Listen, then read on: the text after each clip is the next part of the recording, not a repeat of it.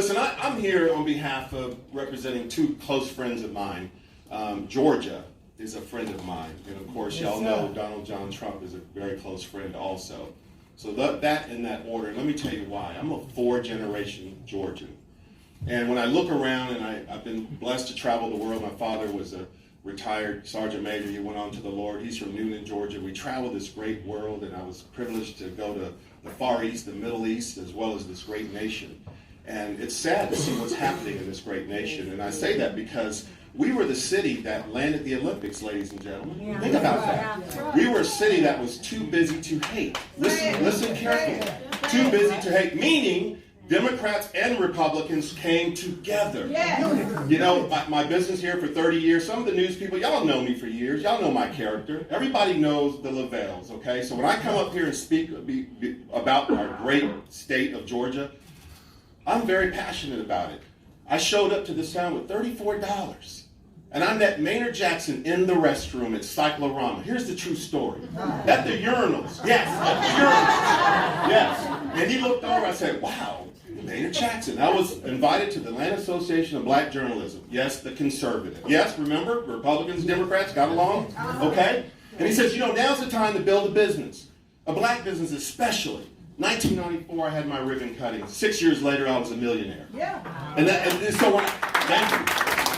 So when I see all the chaos, when I saw the beautiful Atlanta we're about to lose through the riots and all the other things and all the craziness going on, we watch TV, we see what's going on in San Francisco, Oakland, New York, and all across the country, ladies and gentlemen. But let me tell you something.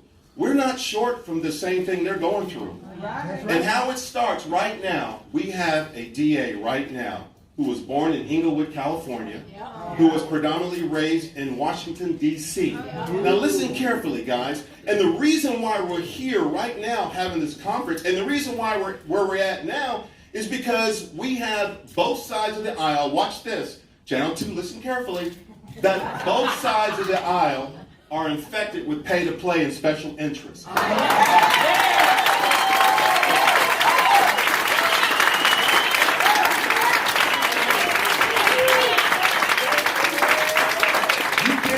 When you owe favors, ladies and gentlemen. Okay? That's why you have a close friend of mine named Donald John Trump, who's in 60% polling right now. Out of all the craziness.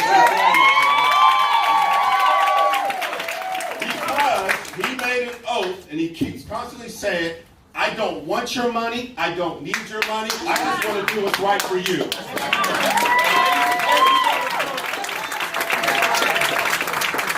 From the State House to the State Senate to the Congress to U.S. Senate to the Governor's Mansion, all the way down to County Commission to the dog catcher. Listen carefully. The next ballot election, the next election we have, ladies and gentlemen, pick that person, he or she, that's not tied to special interests. It's very important. Because this is why we're in this mess right now. And where I'm going with this, Mallory, hook me when you're ready. 92% Fani Willis's funding comes from 44 states out of this country. Wow. That means only 8% are fundraising in this community. What does that tell you right there? Now, guys, this is serious. She's on. 2 years ago, I covered with Fox News. I went down to University Boulevard, and this Wendy's was still smoldering. They burnt it to the ground. Y'all know what happened. All of these outsiders came in. I spent 3 hours on the ground talking to the local people because I used to mentor Carver High School down the road along with Harcher High School, so I know this community. And they said, well, Mr. Bell, we didn't do this. These other people come from all over burn this down. And y'all know who burned that Wendy's down. They look like us. They look like me. No. So here we are. And by the grace of God, Atlanta was saved because some few courageous conservatives stepped in and said enough is enough. There is no protesting at 11, 12 o'clock at night, ladies and gentlemen. I have never seen that. Okay?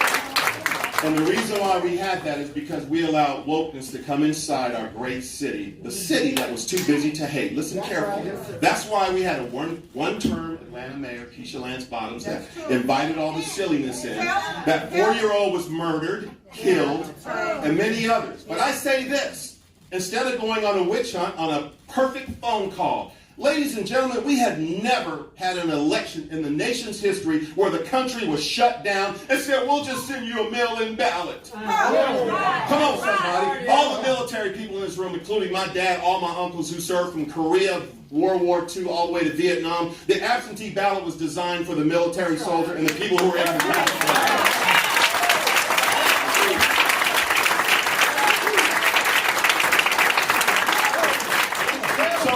incumbent president like Donald John Trump, who won more votes than the previous before.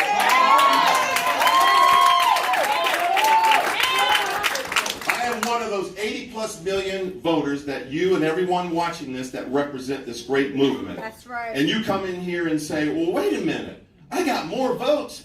Let me call up some folks and question the election. That's right. Okay? Challenge the election. Ask questions. You have mail-in ballots. My father had a mail-in ballot. He's been dead 4 years. How did that get mailed to me? Come on, somebody. So you're going to tell me that the nation has never shut down in the history. Okay? We all agree to that. We also know that Mark Zuckerberg pushed $400 million. Watch this, everybody. That prioritized mail-in drop boxes. Fulton, DeKalb, Gwinnett, Clayton. Were they accompanied? Were they supervised? You're going to tell me if you won the lottery and I said, well, I'll just put it in the mail. No, you will kill yourself to come down there and get that lottery ticket. So to play around with a precious ballot, and it was just flowing around everywhere. It's okay to challenge the election. Ladies and gentlemen, the election was over. Let me call Brad up. Brad, I know I won. I know there's 11,000. Go back and look. That's called questioning. That's called asking questions.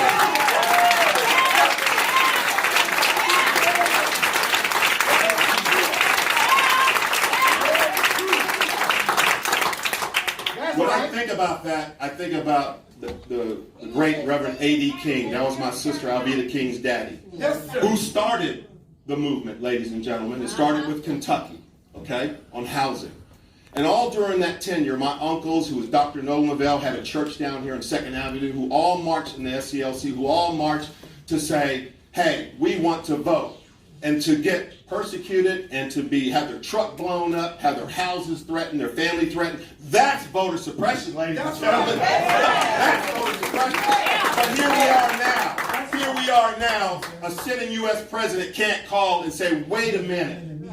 Wait a minute. Something's not right here.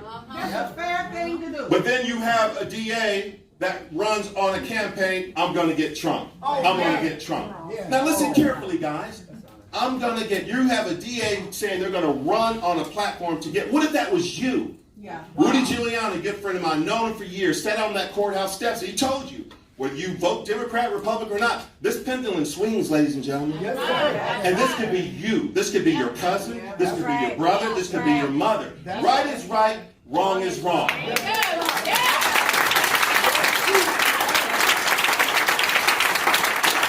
if we can't, as a nation, question our precious voting processes, who are we to judge other countries? Who are we?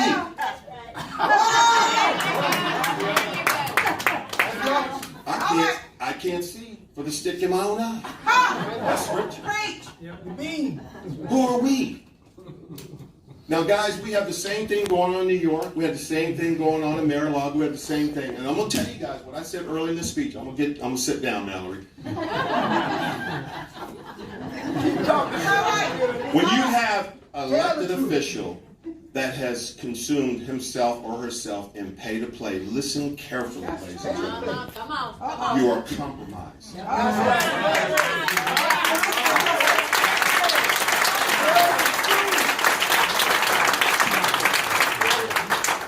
There are some right across in that building right there, Democrats and Republicans who are involved in pay-to-play. Senator Moore, that's why they're scared, bro. Well,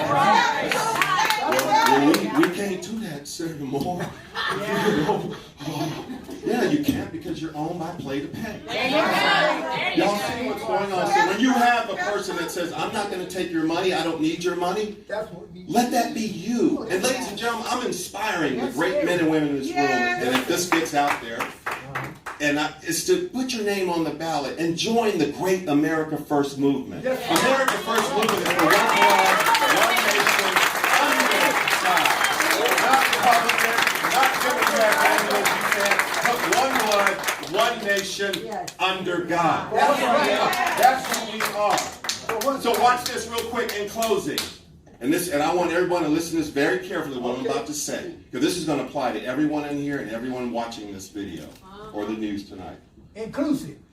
Exactly. And primary If you're at home and you make yourself a cup of coffee and you walk out and you look out your window and you see your neighbor's house being robbed and looted, and you sit quiet and you say, well, I don't want to get involved. That's you right here. That's you. If you allow this craziness to come in this great city that's been so good to us, to allow this spirit to come in here and to unravel everything that, yes, my good friend, the Maynard Jacksons, the Andy Youngs, Dr. Nolan LeVell, Dr. A.D. King, Dr. King, everyone that helped build this, is this acceptable? No! Well then, by God, we got to do something about it. But guess what? Bonnie Willis ain't the only one. There's many more.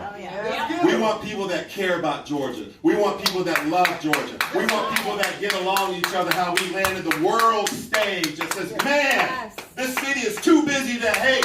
We got to bring the world stage to the Olympics. Here it is, Atlanta, Georgia. The largest airport in the world.